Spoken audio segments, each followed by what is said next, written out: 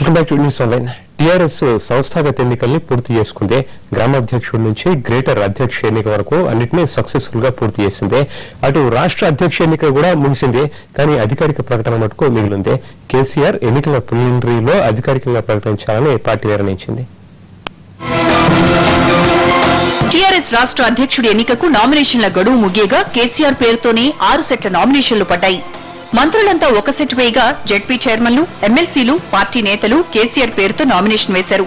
Nomination గడువు ముగిసే వరకు కూడా కేసీఆర్ తప్ప మరో నామినేషన్ లేకపోవడంతో రాష్ట్ర పార్టీ అధ్యక్షుడిగా కేసీఆర్ 8వ సారి ఏకగ్రీవంగా మారింది. ఈ నెల 24న జరిగే ప్లీనరీలో అధికారికంగా ప్రకటించనున్నారు. 3 జిల్లాల అధ్యక్ష ఎన్నిక తప్ప అన్ని జిల్లా, మండల కమిటీలన్నీ ఏకగ్రీవంగానే ఎన్నికలు ముగిశాయి. ఎమ్మెల్సీలు, ఎమ్మెల్యేలు కలిసి ఒక నామినేషన్ పత్రం 6 పత్రాలు ఇచ్చినాయి. ఇంకొక పేరు ఎవరిది రాలేదు. 2 గంటల వరకు నేను కూర్చున్నాను, ఎవరు పేరు రాలేదు. జిల్లాలలో కూడా పార్టీ అధ్యక్షులు ఏకగ్రీవంగా ఎన్నుకున్నారు, మండల అధ్యక్షులు కూడా ఏకగ్రీవంగా ఎన్నుకున్నారు. గ్రేటర్ అధ్యక్ష ఎన్నిక కూడా ఏకగ్రీవంగానే జరిగింది. అడాక్ కమిటీ చైర్మన్ గా ఉన్న మైనంపల్లిని పార్టీ గ్రేటర్ అధ్యక్షుడిగా ఎన్నుకున్నారు. గ్రేటర్లోని డివిజన్ అధ్యక్షులతో పార్టీ కార్యాలయంలో గ్రేటర్ అధ్యక్ష ఎన్నిక సమావేశం జరిగింది. గ్రేటర్లోని ఎమ్మెల్యేలు, మంత్రులు ఈ సమావేశానికి హాజరయ్యారు. మంత్రి మహేందర్ రెడ్డి ఎన్నికల ఇన్ఛార్జిగా వ్యవహరించారు. అల్వాల్కు చెందిన ఒకరిద్దరు నేతలు మైనంపల్లి ఎన్నిక సమయంలో ఆయనకు వ్యతిరేకంగా నినాదాలు చేశారు.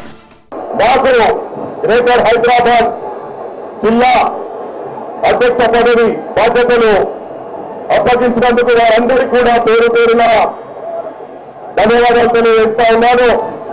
ఏదైతే వారికి నాపై ఉన్న కాన్ఫిడెన్స్ కు మరి రెస్పాన్సిబిలిటీ అప్పచెప్పారో తప్పకుండా అందరినీ సమన్వయం చేసుకొని మీలో ఒకరిగా కంటంలో ఊపిరిండే వరకు నేను గ్రేటర్ హైదరాబాద్ లో జెండా ఎగిరేసే వరకు కూడా నిద్రపోవడం చెప్పి కూడా సభాముఖంగా మనం చెప్తా ఉన్నాను. గ్రేటర్ అధ్యక్షుడి ఎన్నిక ప్రశాంతంగానే ముగిసినా గ్రేటర్ కమిటీని పూర్తిగా వేయడానికి ఇబ్బందులు తప్పేలా లేవు. ఇప్పటికే డివిజన్ కమిటీలు, నియోజకవర్గ ఇన్ఛార్జీల మధ్య గ్యాప్ వచ్చింది. వీటన్నింటినీ సరిదిద్ది కమిటీ వేసుకోవాల్సి ఉంటుంది.